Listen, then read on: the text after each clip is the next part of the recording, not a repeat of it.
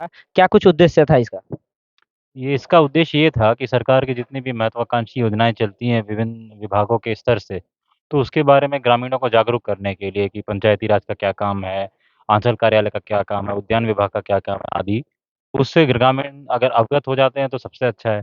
तो उस चीज़ के लिए कराया गया था ये सारा जनसंवाद कार्यक्रम।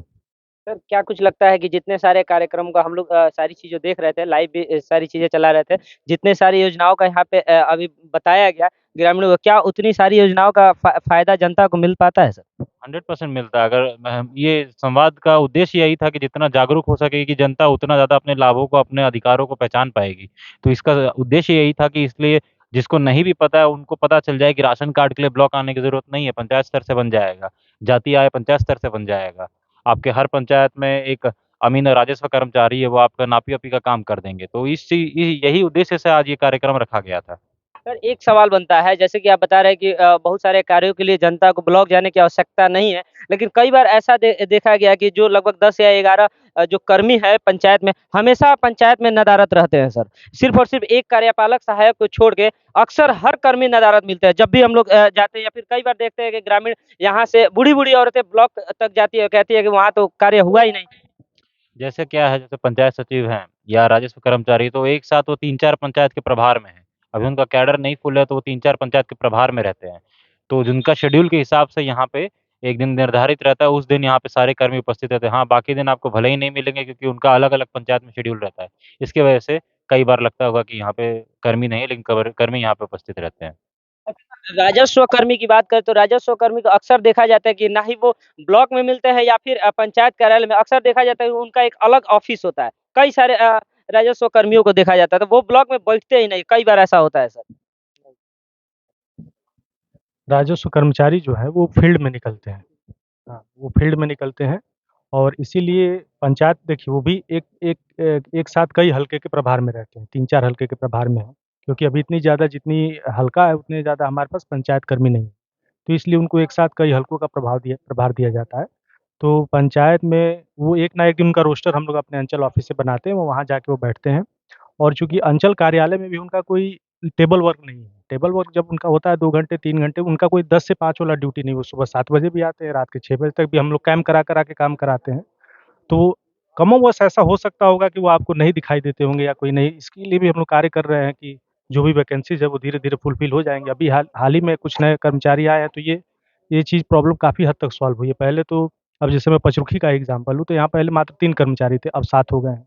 तो ये धीरे-धीरे चीज़ें बन रही है और आने वाले दिनों में सब सॉल्व हो जाएगा। अच्छा सर, एक सवाल और आपसे जानना चाहेंगे, राजस्व कर्मचारियों को अक्सर देखा जाए जब दाखिल-खारिज वगैरह कुछ होता है, तो इसमें एक्स्ट्रा चार्जेज़ मतलब कई बार होता है बिचौलियों के माध्यम से लिया जाता है। इसको क्या है, एक बार ज़रा क्लियर कर दीजिएगा। सर कुछ एक्स्ट्रा चार्ज वगैरह कुछ लगता है क्या? देखिए, इसमें कोई एक्स्ट्रा चार्ज नहीं है, पूरा का पूरा प्रोसेस ऑनलाइन है, ट्रांसपेरेंट है।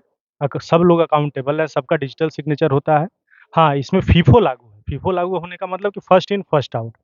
और फर्स्ट इन फर्स्ट आउट में जो पहले आवेदन देगा उसी का निष्पादित होगा। हम चाह के भी किसी का बीच का आवेदन चाहें कि उसका जल्दी से कर दें। जैसा कि आप बोल रहे हैं कि इस तरह का आरोप कि पैसे देने पे काम होता है, तो ऐसा कुछ नहीं है। उसमें फीफो लागू है, ट्रांसपेरेंसी लागू है, तो जो पहले आवेदन करता है उसी हिसाब से उसका निष्पादन होता है। सर लास्ट सवाल, अगर ऐसी स्थिति किसी जनता के साथ होती है, तो उस स्थिति में वो लोग क्या करेंगे?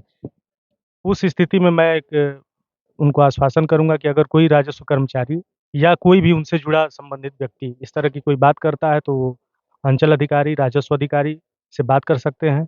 उनको सीधा फ़ोन कर सकते हैं, नंबर हमारा पब्लिक डोमेन में रहता है, वो कॉल कर सकते हैं, वो लिखित में आवेदन दे सकते हैं। और कोई भी अगर ऐसा व्यक्ति करता है, तो उसको निश्चित तौर पर हम लोग अपने सब संसाधनों का प्रयोग करके उसको दंडित करेंगे और ताकि पब्लिक में अच्छा मैसेज आए।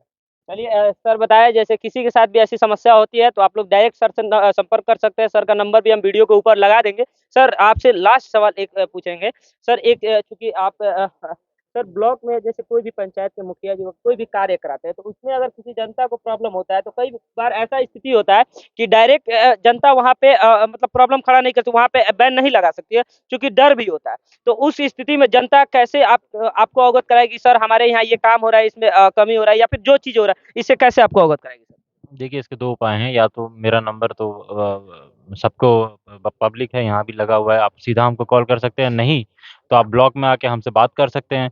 इस केस में मैं सम्मानित मुखिया जी को साथ बैठा के और उनका जो समस्या है उनके अनुकूल, अगर उनका जैसा भी समस्या है उसका एक उपाय निकाल के, कई बार मैंने ऐसा किया भी है, कई जगह के पंचायत से ऐसी शिकायत आई थी, तो कर ग्रामीण को और मुखिया जी को बैठ के एक सॉल्यूशन निकाला था, जिससे ग्रामीण भी खुश थे, मुखिया जी भी खुश थे, तो ऐसा किया जा सकता है। सर कई बार ऐसी स्थिति उत्पन्न होती है कि अगर मतलब किसी को सामने कर दिया जाए तो उससे इन फ्यूचर उसको प्रॉब्लम हो जाता है।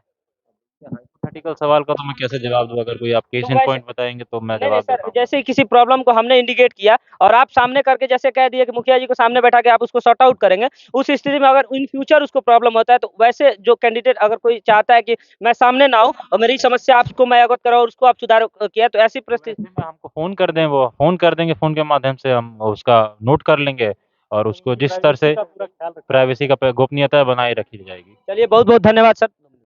तो अभी आप देख सकते हैं मेरे पीछे बीपीआरओ सर थे, सर आरओ सर थे, माननीय सरपंच महोदय थे, माननीय मुखिया जी थे और सर ने जैसे बताया किसी भी तरीके का आप लोगों को समस्या होता है तो आप डायरेक्ट सर से संपर्क कर सकते हैं बिना किसी हिचक के, और डिस्क्रिप्शन में और वीडियो के ऊपर मैं सर का नंबर आप लोगों को प्रोवाइड कर दूंगा। और जन संवाद का मुख्य उद्देश्य भी यही था कि जो भी डायरेक्ट सरकार की योजनाएं हो डायरेक्ट जनता तक पहुंचे, किसी भी प्रकार का बिचौलिया भी किसी भी प्रकार का समस्या होता है तो वो लोग डायरेक्ट अधिकारियों के संपर्क में जाए और उनसे अपना समस्या सुनाए, उनको कोई प्रॉब्लम ना हो। ये जनसंवाद का मुख्य उद्देश्य था। बल्कि इन सारे मुद्दों पे आप लोग क्या सोचते हैं कमेंट करके जरूर बताइएगा। वीडियो के अंत में सिर्फ और सिर्फ एक ही शब्द, जय हिंद।